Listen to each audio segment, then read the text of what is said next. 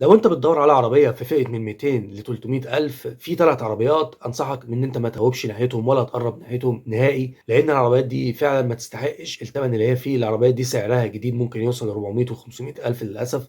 أول عربية معانا طبعًا هي العربية النيسان الصني بدايةً من 2014 لحد موديل السنة. العربية دي يا جماعة الصاج بتاعها سيء جدًا، تعتبر ما فيهاش وسائل أمان خالص، الخامات والتقفيل من جوّه مش كويسة، طبعًا ثبات ضعيف على السرعات العالية، للأسف الحوادث بتاعتها حوادث مميتة، يُفضّل إن أنت تبعد عنها نهائي. أو لو أنت عايز تركب نيسان، اركب منها الموديلات القديمة اللي هي بدايةً من 2004 لحد 2013. الشكل القديم أفضل منها بكتير من حيث الصاج ومن حيث الخامات من جوّه ومن حيث الثبات. نيجي لتاني عربية معانا هي العربية الNew Optra، طبعًا عربية نفس الكلام برضه، صاج ضعيف جدًا، تقفيل وخامات سيئة جدًا من الداخل. لو أنت برضه عايز تركب الأوبترا، اركب منها الشكل القديم اللي هو بتاع 2007 و2008. الشكل ده أفضل فيه الصاج من برّه والخامات من جوّه أفضل منها بكتير جدًا. تالت عربية معانا هي العربية الشيفروليه الأفيو، العربية دي برضه صاج ضعيف جدًا، تقفيل وخامات سيئة جدًا، بلاستيك ناشف من جوّه. لو أنت عايز تركب عربيات بنفس السعر وأفضل منها، أول عربية معانا طبعًا هي العربية الهيونداي الأكسنت RB. العربية طبعًا من العربيات المحترمة جدًا كصاج من برّه،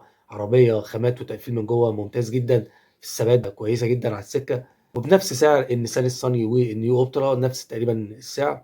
تاني عربية معانا مع إن العربية صيني، بس عربية حققت نجاح كبير جدًا في الفترة اللي فاتت، عربية محترمة جدًا، هي العربية الشير الأريزو 5. العربية حتى كتصميم، تصميم ممتاز جدًا، تحس إن هو يميل للناحية الألمانية شوية. عربية كخامات محترمة جدًا من الداخل وتقفيل، عربية تحس إن هي ما تدّيش إن هي عربية صيني. تالت عربية معانا برضه هي عربية صيني، بس برضه عربية حققت نجاح كبير جدًا وأثبتت نفسها في وسط المنافسين بتوعها، هي العربية الMG5. عربية برضه كصاج من برّه محترم جدًا، خامات تقفيل من جوّه ممتازة جدًا، برضه عربية كويسة في الثبات. طبعًا مع احترامي لملاك العربيات اللي إحنا اتكلمنا عنها، يا ريت ما حدش يزعل مننا.